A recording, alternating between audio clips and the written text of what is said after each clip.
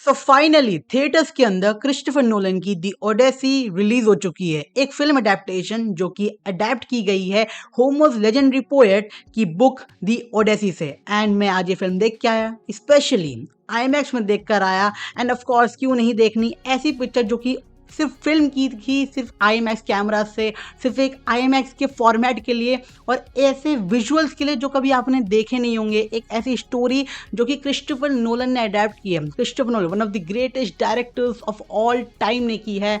And वो मैं आज देख के आया, तो कुछ इसकी बातें हैं, तो फटाफट इसके बारे में बात करते हैं कि पिक्चर कैसी थी।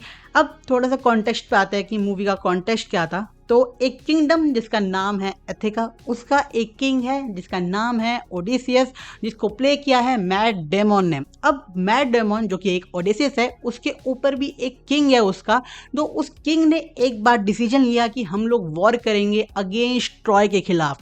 अब ओडिसियस जिसके पास उसका एक घर है, उसकी फैमिली है, उसका एक बच्चा है और उसकी एक बीवी है, उसको उन लोगों को छोड़कर अपनी वॉर पे जाना होता है। और वो अपनी वाइफ पेनेलोप से एक प्रॉमिस करता है कि मैं जरूर घर में वापसी आऊंगा। अगर अब आप क्रिस्टोफर नोलन को जानते हो तो आपको क्लियरली पता होगा कि क्रिस्टोफर नोलन कभी भी स्पून फीड नहीं करता। वो कभी भी पूरी मूवी में एक अलग से एक सेगमेंट नहीं बनाता जिसमें उस स्टोरी को पूरी अच्छी तरीके से आपको एक्सप्लेन करे, बिल्कुल भी नहीं। क्रिस्टोफर नोलन एक ऐसा इंसान है जो कहीं से भी शुरुआत कर देता है मूवी के और आपको दिखाना शुरू करता है जो उसने बनाई है। तो क्रिस्टोफर नोलन आपको खुद सोचने में मजबूर कर देता है और आपसे खुद क्वेश्चन उठवाता है कि भाई पिक्चर में हो क्या रहा है, क्या चल रहा है, मूवी में आगे क्या होने वाला है, उसका बैकग्राउंड क्या था, वो आप खुद मूवी देख के ही समझो। यही क्रिस्टोफर नोलन की एक आइडेंटिटी है कि वो उसको एक ऐसा डायरेक्टर बनाती है जो कि आज के टाइम में कोई अचीव ही नहीं कर पाया।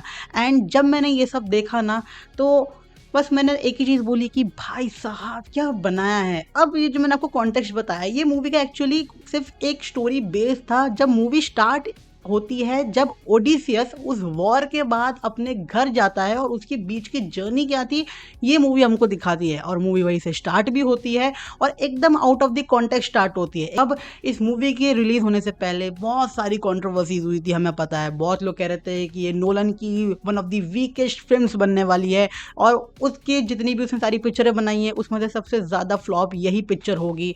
और कितने सारे कंट्रोवर्सीज हुई, कास्टिंग के ऊपर कंट्रोवर्सीज, डायलॉग्स के ऊपर कंट्रोवर्सीज।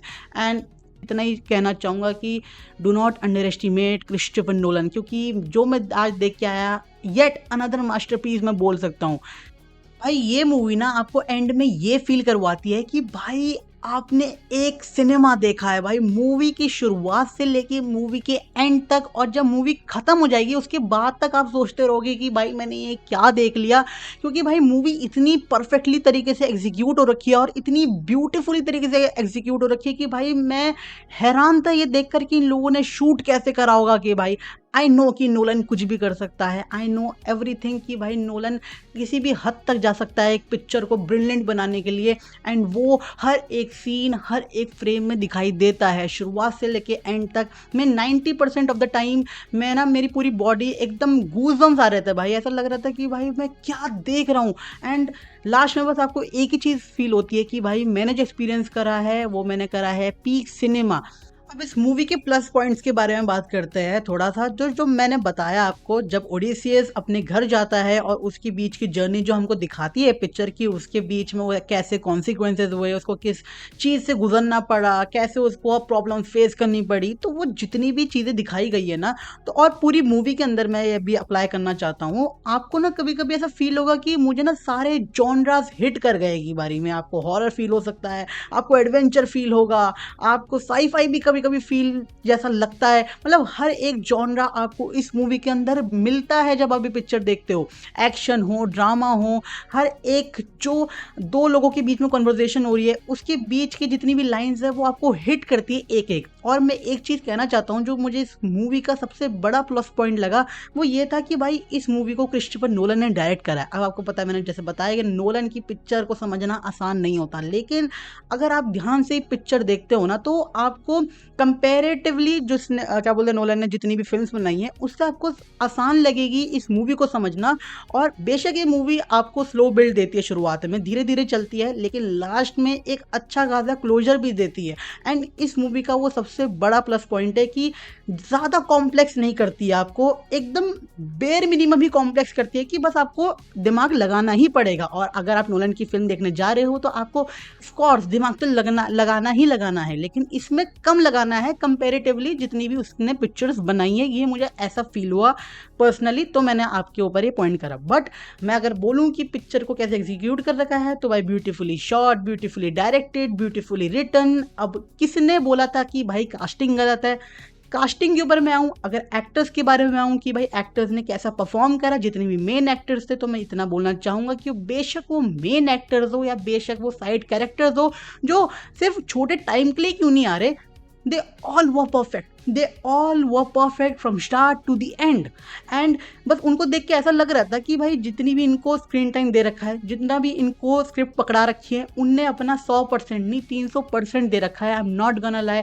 जितने भी साइड कैरेक्टर्स आ रहे थे वो तक एक अलग से स्टोरी को डेप्थ दे रहे थे कि हाँ भाई मूवी में एक स्टोरी फील हो रही है। And at the end of the movie आपको लगता है कि भाई मैंने क्या देख लिया, सिर्फ इन्हीं साइड कैरेक्टर्स की भी वजह से। और मेन कैरेक्टर्स की मैं बात करूँ, बेशक वो रॉबर्ट पैटिंसन हो, एनी हैथवे हो, टॉम हॉलैंड हो, और the goat the legendary Matt Damon. Matt Damon ने तो ऐसी एक्टिंग करी कि भाई मुझे वापसी देखकर फील हुआ कि why he is the one of the greatest actors of all time. और नोलन क्यों इतना ट्रस्ट करता है मैट डेमन में, हर एक पिक्चर जो उनने उनके साथ करी इंक्लूडिंग द ओडेसी, और उनको भी ये फील हुआ होगा कि why the Matt Damon is the greatest actor. And जब हम उनको स्क्रीन पर देखते हैं, जब मैंने पर्सनली आज फील किया, मैंने बोला कि God damn, how this person is doing again and again. Even the Tom Holland, जिस पे मुझे थोड़ा सा डाउट हो रहा था, सबको ही डाउट हो रहा था, बट मत करो डाउट भाई। Zendaya, जितने भी एक्टर्स थे, they were in their top tier performances. सब लोगों ने 200% दिया है। एंड अगर विजुअली बात करें पिक्चर की, सुंदर, बहुत सुंदर भाई। हर एक फ्रेम, हर एक सीन आपको ना अंदर से एक ना छापा मार देता है कि मैं क्या देख रहा हूँ। मतलब visuals were too good and best taking कि आपको हर एक सीन, हर एक फ्रेम, और जब मूवी थ्रू आउट चल रही होती है आपको फील होता है कि भाई मैं एक अलग ही डायमेंशन में हूँ, मैं अलग ही दुनिया में हूँ, मैं एक्चुअली ग्रीक मिथोलॉजी के अंदर ना घुस चुका हूँ और उसको समझने की कोशिश कर रहा हूँ कि एक्चुअली हो क्या रहा है। मतलब आपको नहीं आलतू फालतू साइड वाली पिक्चर्स मूवीज़ की तरह लगती नहीं है, एकदम डिफरेंट फील देती है पूरी पिक्चर शुरुआत से लेके एंड तक। And it was just too good. अब मूवी हमको एक चीज़ और हिट करवाती है सबसे बड़ी, और जो एकदम मैं मैक्सिमम पॉइंट में रखना चाहूँगा, वो है कि भाई जो रिलेशंस हमको पिक्चर में दिखा रखे हैं भाई, वो क्या बोलते हैं फादर और सन के, सन और मदर के, और जितनी भी सीक्वेंसेस चल रहे हैं, जितनी भी क्या बोलते हैं एक कॉन्सिक्वेंसेज आ रहा है, उन सब चीज़ों की जितने भी रिलेशंस है, जितने भी कैरेक्टर्स है, जितने भी एक्टर्स है जो परफॉर्म कर रहे हैं और जो स्टोरी को डेवलप कर रहे हैं, जो बिल्ड कर रहे हैं, तो उनके बीच की क्या बोलते हैं कन्वर्जेशंस, उनके बीच के रिलेशंस, वो बहुत परफेक्टली आपको हिट करते हैं and you feel it in your heart.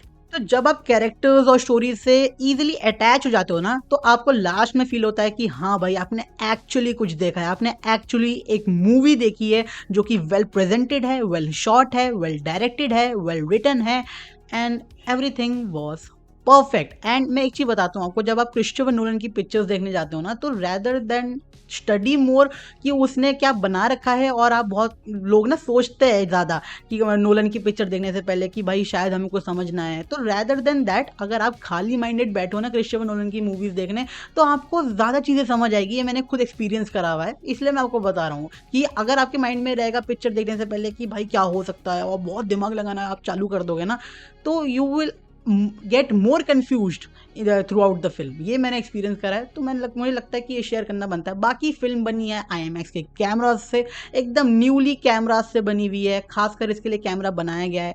होने को मूवी और अच्छी प्रेजेंट होती 70mm IMAX कैमराज और स्क्रीन में, जो कि ऑफकोर्स यहाँ पे इंडिया में तो है ही नहीं, और वो जो मूवी चल भी रही है 70mm में, वो सिर्फ 40 स्क्रीन्स में चल रही है जो मुझे सुनने में आया है। तो मुझे लास्ट में लगता है कि अगर 40 स्क्रीन्स में ही बनानी थी और दिखानी थी, तो 70 mm में शूट क्यों करी, लेकिन हाँ भाई, hats off to Christopher Nolan जिसने ये डिसीजन लिया। और अगर आप नॉर्मल IMAX स्क्रीन्स में देख रहे हो इंडिया में, तो भी आपको एकदम परफेक्टली पिक्चर दिखेगी और फील होगी, ये मेरी गारंटी है। बाकी मैं दुआ तो करूँगा कि भाई कभी मुझे 70 mm में भी क्रिस्टोफर नोलन की ये वाली पिक्चर देखने को मिले। I am really excited. मुझे लगता है कि शायद थोड़ा सा जो एक्सपीरियंस है वो एनहांस हो जाएगा 70 mm में देखने के बाद। बाकी हमने जो अभी एक्सपीरियंस करा उतने में ही खुश है भाई, हमको परफेक्टली सारी चीज़ें देखने को मिली। और क्या चाहिए जीवन में, अगर क्रिस्टोफर नोलन पिक्चर निकाल रहा है और वो परफेक्ट है, that made your day, and I think this is one of the greatest pictures of this year। बाकी आगे यही था रिव्यू। अगर आपको वीडियो थोड़ी सी पसंद आई तो वीडियो को लाइक करना बिल्कुल भी भूलना, चैनल को कर लो सब्सक्राइब ऐसे और रिव्यूज़ के लिए। आगे बहुत सारी मूवीज़ आने वाली है, अब हाफ ऑफ द ईयर जा चुका है, अब सिनेफाइल्स का सिनेमा आ चुका है, अब धगाधक मूवी आने वाली है। तो भाई फटाफट चैनल को करो सब्सक्राइब ऐसी और वीडियोज़ के लिए।